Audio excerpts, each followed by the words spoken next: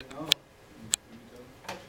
if community surplus, like scholars explained to us before, is not maximized, then we say that it's market failure. And it is often expected that governments intervene to stop the market failure. This curriculum here is an example. And then there's basically multiple types of market failure. There's the imperfect competition. There's lack of public goods.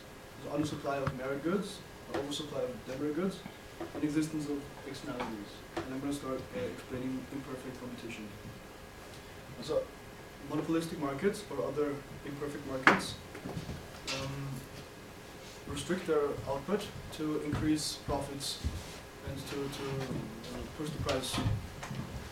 Therefore, they can produce at the socially efficient level of output, which brings which is bad for the society. This prevents consumer surplus, preventing community surplus, and therefore creating market failure. Now, possible government intervention would be that the government sets up laws to forbid that certain firms take over more than a certain percentage of the market, or they set up regulatory bodies to control this competition. And I'm going to continue with the lack of public goods, which means that these goods are not provided at all in the free market, and these goods instead benefit the society. And since they do benefit the society, they are a lack of public goods in the free market, which then leads to market failure. And examples of this would be the national defense or flood barriers.